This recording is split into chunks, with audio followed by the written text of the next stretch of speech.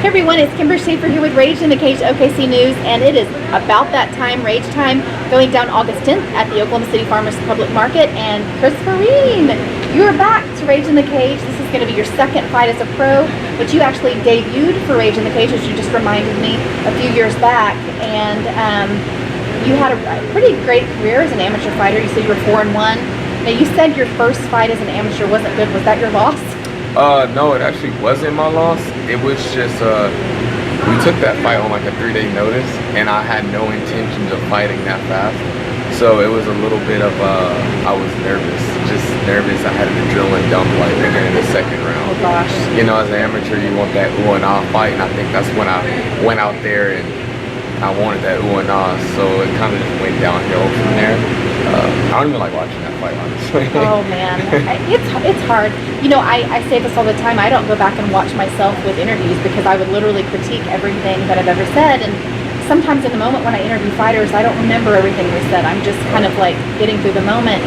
And you know, some people will say, "Hey, did you go back and watch that interview?" And I'm like, "No," because everything I say I would critique and I would think that was dumb, or you know, that sort of thing. And so I definitely get your point. It's hard to go back and critique yourself, but you know, that's so normal.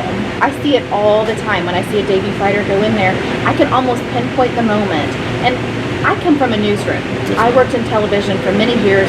I hid in the sports department, but I never did sports reporting. And so when I first got into MMA, I didn't know much at all. I mean, I had a wrestling background in that I grew up around wrestling, but I didn't know a lot about BJJ or boxing and you know, any of the other martial arts. And so back then, you know, I couldn't tell you much of anything as I was watching a fight, but now I can almost pinpoint the moment. I'm looking at the person next to me, I'm like, there it went, there was the adrenaline dump. Oh yeah. And it almost always happens for amateurs on their debuts. I mean, I would say at least 60-70% of amateurs have it, and I can pinpoint the moment. And also I see it a lot in title fights. People get in their heads so much in those title fights. Yeah, I think it's just like I said, everybody wants that going off fight. They want that big knockout, or they want that spectacular finish. And I mean, it could be a blessing and a curse. You may get that big knockout, but if you don't, by the third round, if it's a title fight, you got 5. And it's like, now I got 2 more rounds of this, you know. Especially if your opponent's tough. I've dealt with some tough guys, and that adrenaline dump is real. And Ami and Pro, my last fight, I came out. First round didn't go my way, and second round it just kind of put things together. So, you know, I know about the adrenaline dump. I know about going against tough opponents. So it's very real. Walk me through some of your toughest moments that you've had so far in your MMA career, your tougher opponents, and you know how you got through that. Because it's a lot in your mind as well when you're fighting, and how you kind of get through those moments. I think I've had all tough fights. Anybody in my eyes, regardless if you're 0-10 or you're 10-0, you step in that cage, you're tough to me. That's no disrespect to people who don't do it. It's just it takes a different kind of, you know, strength, a different type of mentality to step in that cage. So I respect all my opponents. I think they're all tough, and what gets me through that is I remain calm. I think people get in bad situations and they freak out, and I try to put myself in the worst situations ever. I pray for the best, but expect the worst sometimes. So, with a mentality like that, you're always ready to overcome the bad. That's just how I live in the cage and out the cage, honestly. Yeah. Well, some people really thrive in those quite tough situations, and some people don't. And I've seen that even in the newsroom. You know, living the life as in the newsroom and the breaking news and all that stuff, you would see people that would just completely crack, and then you'd see the people that it just kind of gave motivation to keep going. And so, and I see that with, and then, I mean, you see that in every discipline and every career, I'm sure, but definitely in MMA, definitely true. So, 4-1 as an amateur, you are now 1-0 as a pro. Will this be your first time headlining an event? Yeah. Actually, my last fight, I was co-main event. It was a surprise. Literally looked at the fight card, I was like, oh guys, I'm co-main event. They're like, all right, cool. And so for me to headline this card, it means a lot. My opponent is a well-rounded guy. I respect him. He respects me. You we're cool on a personal level, but it's business, man. We both want to be great, so these are tough fights you want to take. He's tough. I know he's coming to fight. He's not going to back down, and I'm for sure not going to back down. So I think this is a perfect headliner for this card. I couldn't agree more. I love this fight. I love the idea of the fight, and I love what you just said. You guys outside the cage, you're friends. Yes, ma'am. Inside the cage, it's business, and I love that because I feel like that's lost on some fighters these days. In that, I'm not a matchmaker, so I don't hear this as much as maybe Summer does, or a matchmaker. But a lot of times, fighters will refuse a fight because I wrestled with them at some point in my life, or I walked in their gym one time, and then and sometimes it's one-sided. You'll have one fighter saying that, and the other one is like, well, yeah, I mean, we cross-trained a couple of times, but I mean, I want to take the fight. And so, to me, it doesn't matter if you're friends. You fight everybody in your weight class, the best of the best in the state that you are in, and then you move, because you want that before, especially as an amateur. You want that as an amateur, maybe not always as a pro, because you want your record to stay intact, but as an amateur, you want the toughest opponents you can, and sometimes the toughest opponent is going to be somebody you know, or you cross-trained with at some point. So I think that comes along with just the mentality, man. People, they want a padded record, In this sport, you're not going to get very far if you want a padded record. That's just my opinion. Other people may have an opinion, but I like the tough fights, and I think that's what I got myself into. I have myself a very seasoned opponent. He's familiar with the cage. He's familiar with boxing. He has a good boxing career right now. He's seasoned. That's what I want. I like that. Everybody doesn't. I don't like to lose, but it's going to be a learning curve. I feel like I have something special to offer to the sport, and that's all I can do is learning it better. Tell me about that. You said you feel like you have something special. What makes your fighting and who you are unique there in the cage? Hard work. I may not be the most talented. I may not be the fastest. I may not be the most hardest hitting or anything like that, but my hard work is I'm always trying to perfect my crafts. I learn from anybody, whether you're a brown belt, black belt, white belt. I learned from my kids class. I have a 6-year-old there. He's a phenomenal kid, and I learned from him. And I learned from all my other kids as well. So I think that helps, just the hard work. In my mind, that's what separates me from a lot of people. What? I ask this question quite a bit, and because you and I haven't done an interview before, so I'm going to ask you this, even though you're a pro fighter. But what made you want to get into the sport at first place? I mean, you said it's not for everyone, so it takes a special person to want to get in that cage. And what brought you to that point? So funny story.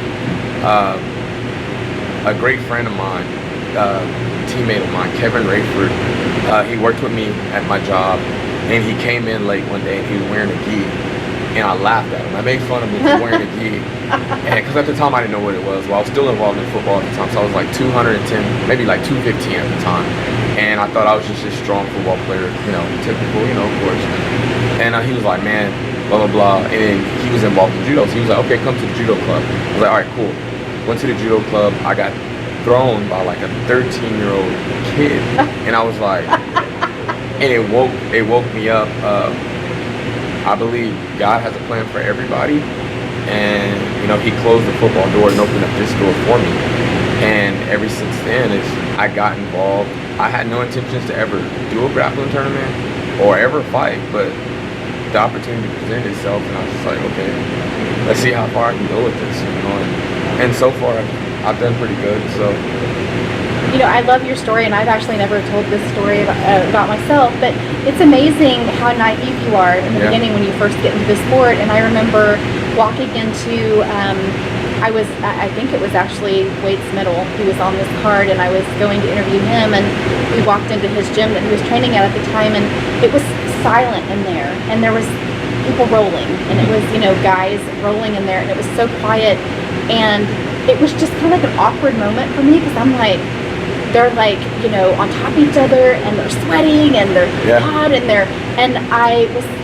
my voice. You know, I was talking to somebody at the front door, and I just felt like I was just, you know, my voice. I just felt like my voice was carrying, and I was disrupting everyone, and I just kind of felt like that's their personal moments over there, you know. Oh, yeah. But it's weird how now I go into, you know, an MMA gym, and it's just a different feeling. But that first time was just so awkward with me because I guess I imagined walking into an MMA gym and it being loud and people fighting and it was just almost like you could barely hear anything, you know, just the rustling of their gis, you know.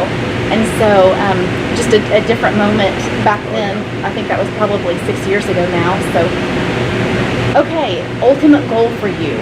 Love to ask this question. I mean, I almost, you know, could write the book on this because most people say, obviously, UFC, the big stage is goal. I think my goal is to open up my own gym.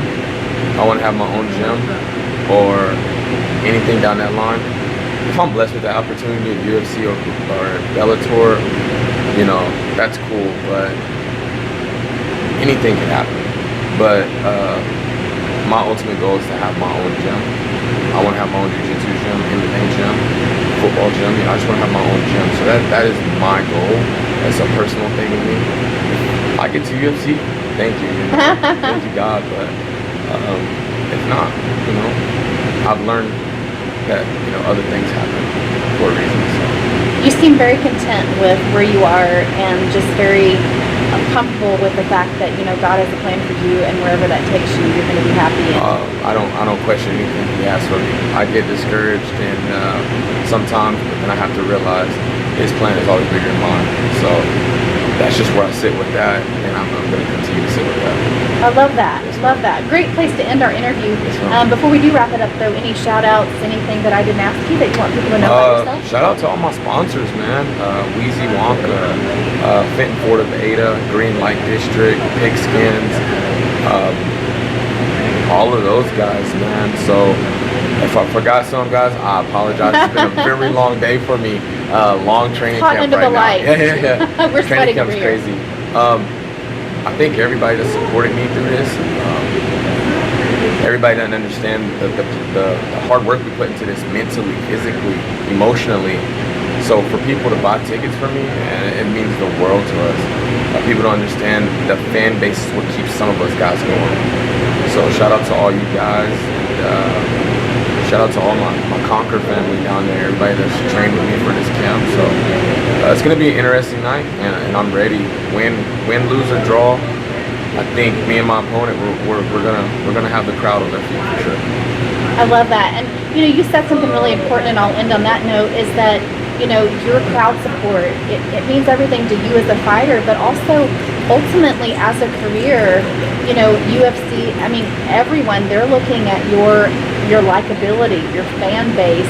I mean, all of that plays a factor in your ability to sell tickets. I mean, people book you to fight if you've got that ability. I mean, it's kind of sad that it's like that way in some aspects, but it is what it is. I mean, the sport has to, you know, the fighter has to be able to sell himself, and that's really important, really in any sport, but in MMA it just seems like really important. So I applaud. You sound like you have a really good group of sponsors and a pretty good fan base behind you. So I know how important that is to you. And then also when you're in the middle of a fight and you're in one of the toughest moments, I mean, those fans, man, they can really push a fighter. Oh yeah, they can. They've got me out of some situations, so you know, they do it well. Well, thank you to all of Kris's fans and all of the Rage in the Cage fans. We can't wait to see you guys August 10th at the Oklahoma City Farmers Public Market for Rage in the Cage 67. You can get tickets and support Kris Vereen right here. You can get tickets for any other fighter on the card, or of course go online and order on stubwire.com. And it just seems like Rage in the Cage, we've had, Justin behind the camera might know as much as me, but I think we're at least 7 or 8 fights now that have been sold out in a row. So get your tickets early and don't wait till the last minute. And we will see you there for Rage 67 on August 10th.